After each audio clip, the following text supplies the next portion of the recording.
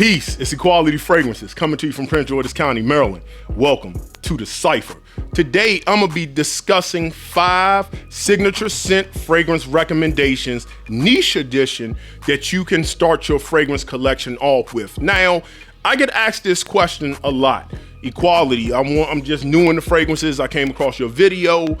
What should I buy first? How should I start? And I always say, find out what your signature scent is. To me, a signature scent is something that's versatile, can be worn any season, anywhere, any place, doing anything.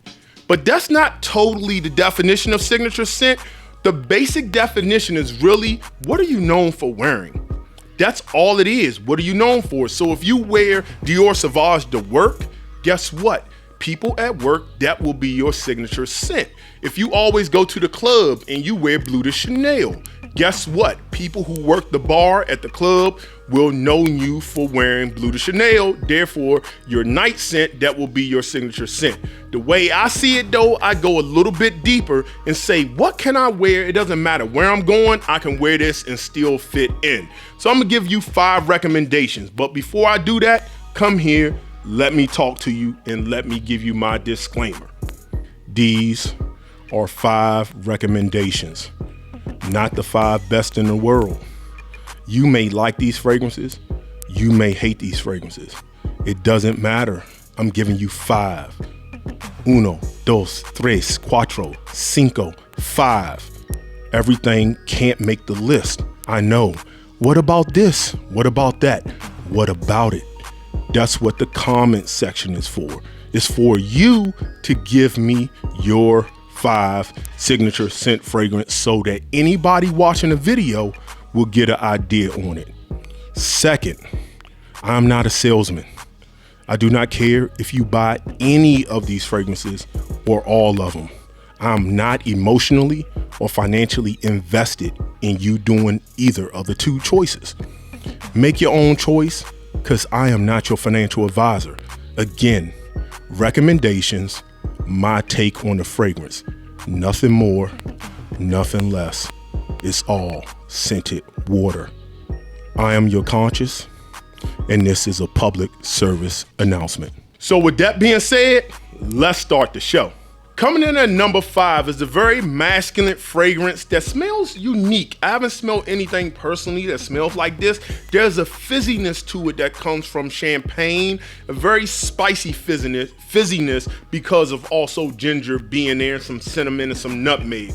You get this bright Sicilian lemon with some mandarin. You have some iris in the heart that adds some powderiness to it. Geranium gives almost this green, rosy mintiness within the heart of the fragrance, and it dries down to some nice woods and leather.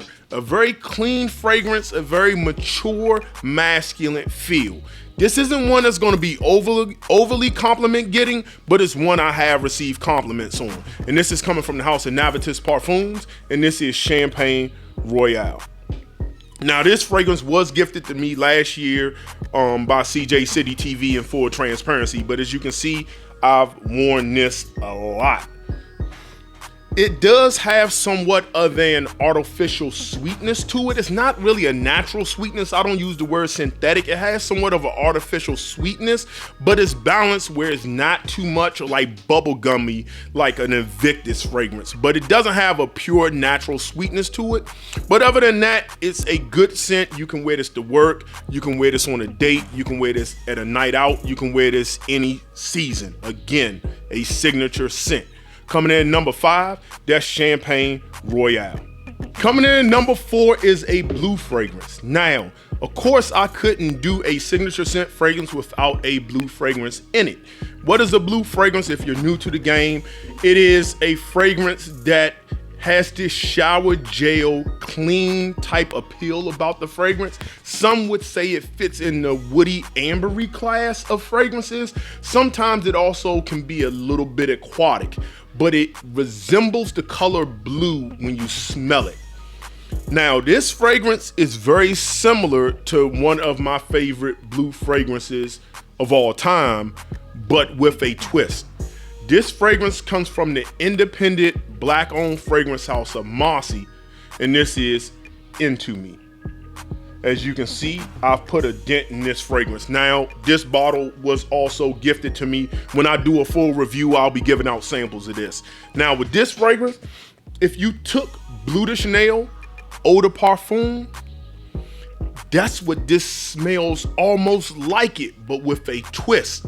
Take Millésime Imperial without the saltiness and the little bit of extra musk I feel like that fragrance has, and you blend it with Bleu De Chanel Eau de Parfum, that's what you would get with this. This makes Bleu De Chanel EDP almost dark, where this has a brightness to it, a very summer-like vibe. Although you can wear this any season, anywhere, it's mass appealing. It does have that artificial sweetness as most blue fragrances do to me, but it is a very good, well-blended fragrance with a twist. And this is from the house of Mossy, and this is Into Me. Coming in at number 3. I always said if I had to get rid of everything behind me and I could only keep one fragrance, this fragrance would probably be that fragrance because of its extreme versatility and how it fits my personality. This is a masculine take, a fruity, a woody, a earthy, a mature fragrance. I love this fragrance and it performs like a champ. This is coming from the house of Nishane, and that's Hacivat. We all know it. We talked about it numerous times on any YouTube video, but it's like their take on Creed Aventus, but it smells absolutely nothing like Creed Aventus. I hate to even bring that fragrance with this fragrance and put them in the same category. Outside of both having pineapple, they go their own separate ways. The pineapple here is extremely juicy, very ripe, set upon a lot, and I mean a lot of earthy woods, mainly the oak moss accord. I doubt it's real oak moss in here because Ifra, so it is probably a combination of a little bit of vetiver, cypriol, kind of additive to make the oak moss accord. Other than that, absolutely stunning fragrance. I can wear this any place, anytime, from a wedding to the office to happy hour. This is one of my favorite fragrances within my collection. I've put a massive dent within this fragrance. This is coming from the house of Nishane, and that's Hacivat. Coming in at number 2. Now, my number 1 and number 2 can flip-flop depending on what day of the week I'm talking about these two fragrances. To me, both of them are 10 out of 10 fragrances.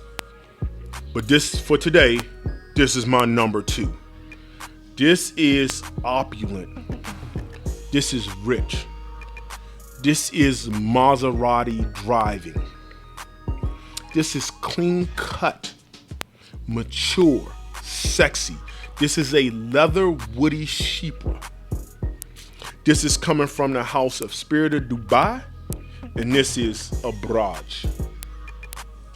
I love this fragrance. Now, to be a chypre in simple terms, what old school way a chypre should be, you should have bergamot in the top, you should have Sisters Labdanum or rock rose in the mid or the heart, and you should have oak moss in the base. Of course, with Ifra oak moss, you're gonna get an additive or some synthetic version of it because only very minute amount of oak moss can be used in fragrances anymore.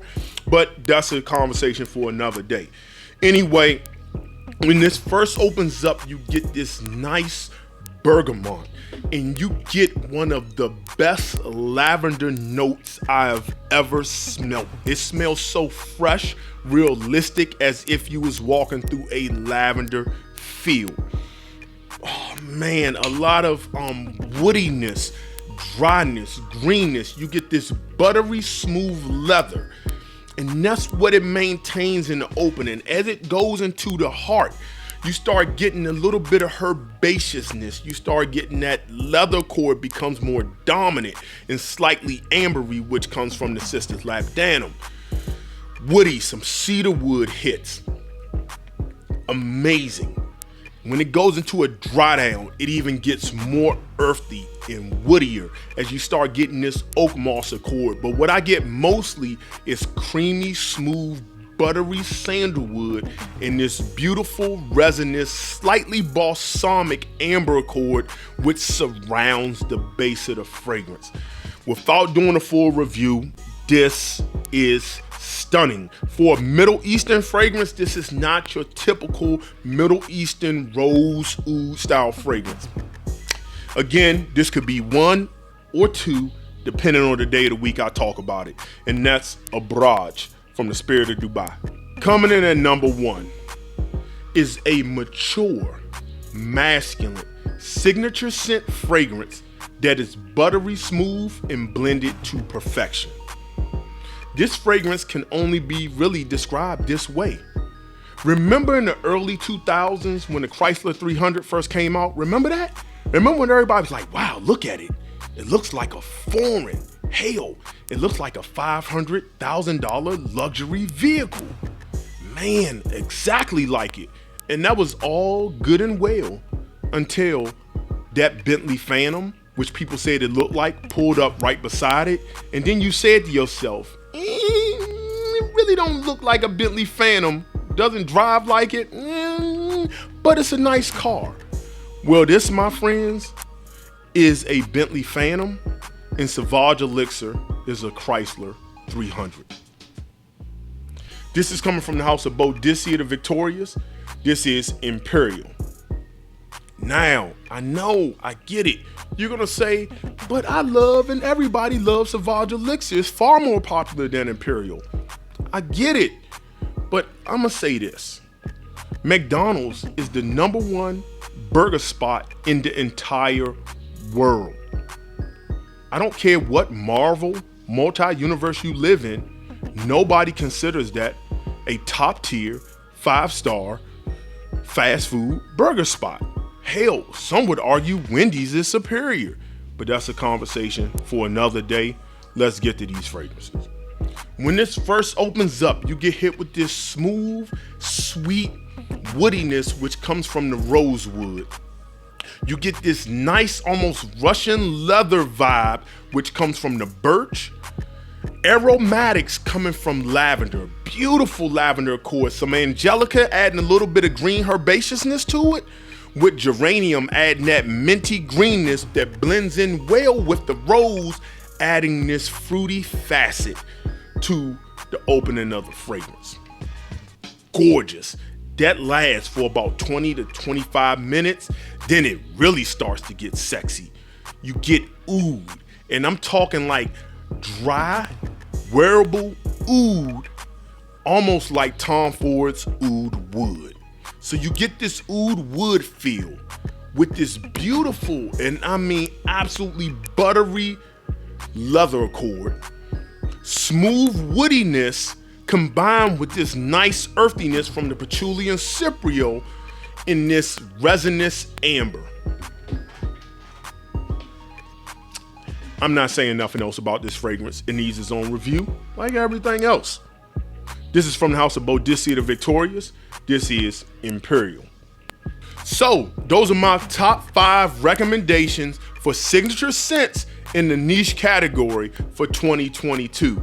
Again, these are all recommendations. You can buy them, not buy them, sample them. I don't really care one way or another.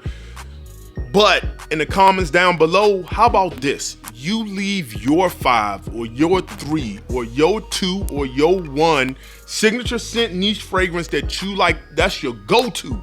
You like to wear all the time. So anybody reading the comments can look down below and they can get an idea on what they might want to add to their collection or not. Thank you all for taking the time out your day to watch the videos. Like, comment, share to anybody you think might like it. And I'm gonna leave you the way I greeted you. And that's in universal language of peace.